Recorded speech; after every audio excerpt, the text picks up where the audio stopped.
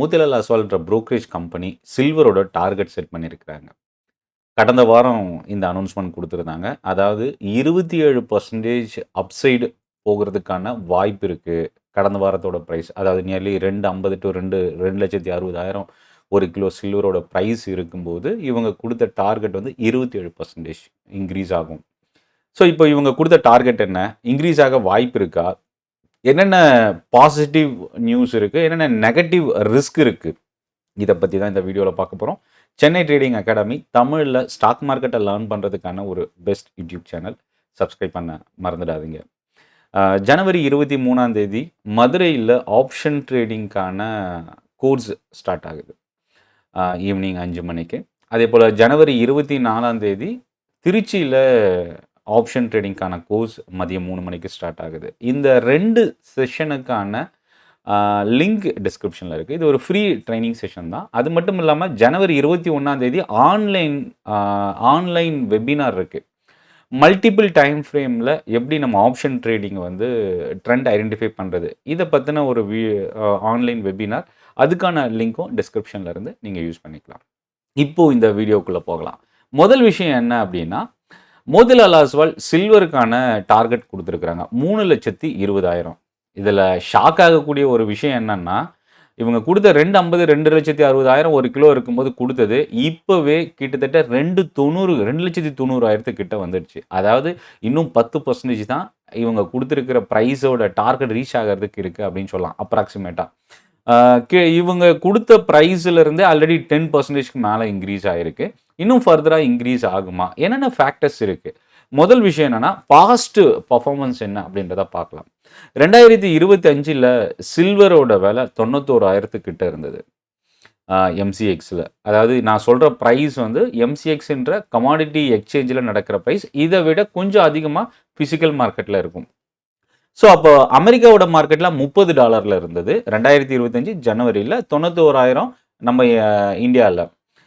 2026 ஜனவரி 91,000 2025ல இருந்த சில்வரோட பிரைஸ் 2,40,000 கிட்ட இன்கிரீஸ் ஆயிருக்கு. அதாவது கிட்டத்தட்ட 150%க்கு மேல சில்வரோட பிரைஸ் ஜனவரியில 2025ல இருந்து ஜனவரி 26 குள்ள ஒரு வருஷத்துல மோர் தென் 150%க்கு மேல ரிட்டர்ன் குடுத்திருக்கு.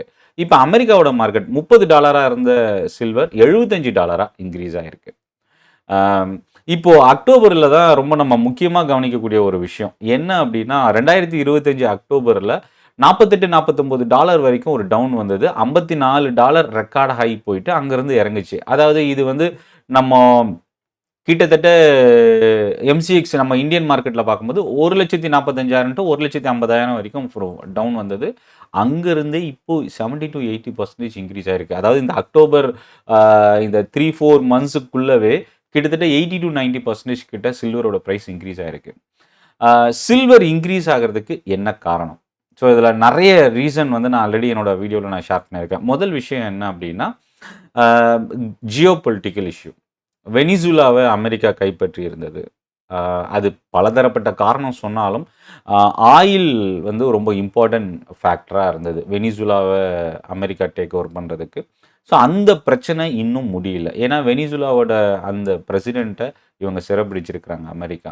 ஸோ, இது ஆயில் மையப்படுத்தி நடக்கிற இந்த ஜியோ பொலிட்டிக்கல் இஷ்யூ பெரிய அளவுக்கு உலக நாடுகள் எல்லாமே கண்டனம் தெரிவிச்சிருக்கிறதா இதில இருக்கிற பிரச்சனையாவே நம்ம பார்க்க முடியும்.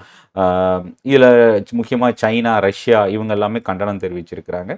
2வது பிரச்சனை கிரீன்லாண்டுக்கு அகைன்ஸ்டா போர் தொடுக்கிறதுக்கு வாய்ப்பு இருக்கு அமெரிக்கா அப்படின்ற ஒரு நியூஸ் வந்தது. பட் இத பத்தி இது எந்த அளவுக்கு உண்மை அப்படின்றது நமக்கு தெரியல. பட் இதுக்கான பிரச்சனை இன்னும் தொடர்ந்து நடந்துட்டு இருக்கு. அடுத்த பிரச்சனை என்ன அப்படின்னா, இப்போ ரீசென்ட்டா ஈரானோட வர்த்தக தொடர்பு வச்சிருக்கிற நாடுகளுக்கு 25% அடிஷனல் டாரிஃப் வந்து இம்போஸ் பண்ணுவோம் அப்படின்னு சொல்றது. சைனா, இந்தியா, பிரேசில் இந்த மாதிரி ஒரு சில கண்ட்ரீஸ் மேஜர் கண்ட்ரி தவிர்த்து மற்ற நிறைய கண்ட்ரீஸ் வந்து ஈரானோட வர்த்தக தொடர்பு வச்சிருக்கிறாங்க. ஏற்கனவே இந்தியாவுக்கு 50% டாரிஃப் இருக்கு. இப்போ இந்த ரிலேஷன்ஷிப் வந்து ஈஸியா கட் பண்ணிக்கக்கூடிய ஒரு விஷயமா இருந்தாலும், ஈரான் வந்து ஒரு ஆயில் பேஸ்டு கண்ட்ரின்றதுனால ஆயில் இம்போர்ட் பண்ணக்கூடிய கண்ட்ரீஸ்க்கும் ஒரு பெரிய பிரச்சனையா இருக்க வாய்ப்பு இருக்கு.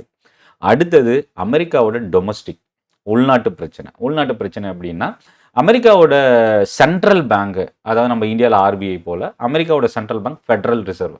ஃபெடரல் ரிசர்வோட சேர்மன் ஜெரோம் பவலுக்கும் பிரசிடென்ட் டொனால்ட் ட்ரம்ப்புக்கும் இப்போ ஒரு பிரச்சனை ஒரு பூதாகரமாக வெடிச்சிருக்கு.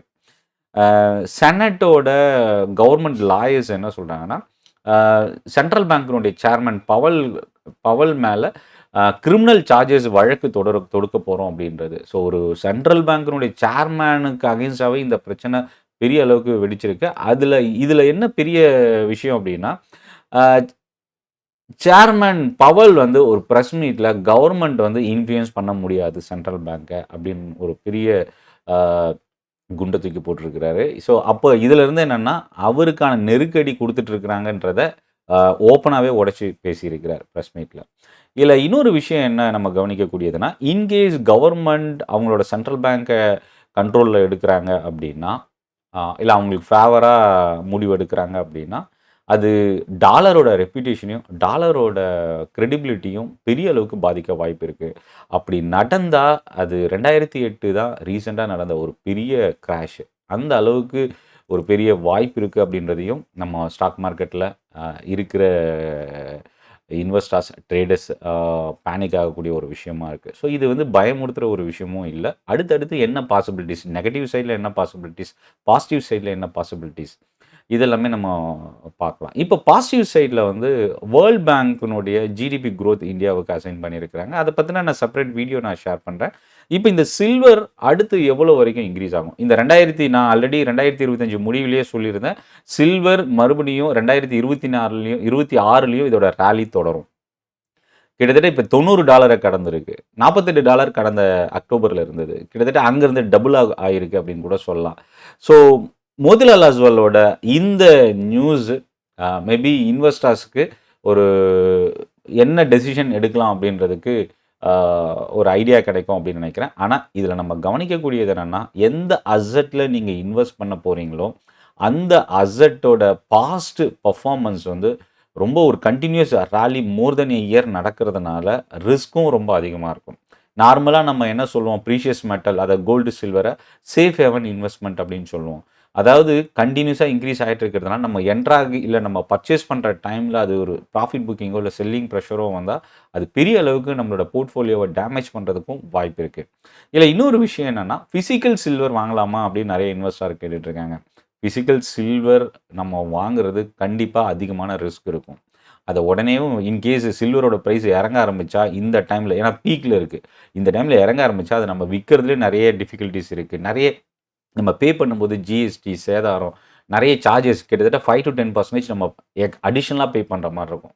அதுக்கு பெட்டர் டிஜிட்டல் சில்வர், அதாவது இடிஎஃப்ஆவோ த்ரூ மியூச்சுவல் ஃபண்ட்ஸ் மூலயமாவோ சில்வர் நம்ம இன்வெஸ்ட் பண்ண முடியும். அதை பை பண்ணுறதும் செல் பண்ணுறதும் ரொம்ப குறைவான சார்ஜஸோடு நம்ம யூஸ் பண்ணிக்கலாம். ரெண்டாவது ரொம்ப முக்கியமான விஷயம் என்னென்னா, இன்கேஸ் அது இறங்குது அப்படின்னா நம்ம விற்கிறதுக்கும் ரொம்ப சுலபமாக இருக்கும்.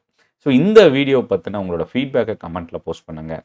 இப்போது 3 லட்சத்தை சில்வர் ஃபிசிக்கல் மார்க்கெட்டில் கடந்திருக்கு. 280 to 290 எம்சிஎக்ஸ் மார்க்கெட்டில் கடந்திருக்கு. இன்னும் ஃபர்தராக சில்வரோட பொட்டென்ஷியல் இன்னும் கண்டினியூ ஆகிறதுக்கான பாசிபிளும் இப்போ இருக்குது. பட் என்ன நடந்தாலும் நீங்கள் இப்போ ஃப்ரெஷ்ஷாக என்ட்ரி போகிறீங்கன்னா ஸ்டாப் லாஸை ரொம்ப ஸ்ட்ரிக்டாக ஃபாலோ பண்ணுங்கள். இல்லை நீங்கள் ஒரு 5% ஒவ்வொரு கரெக்ஷன்லேயும் இல்லை கீழே வரும்பொழுது நீங்கள் வாங்குறதுக்கு யோசிங்க. நன்றி, வணக்கம்.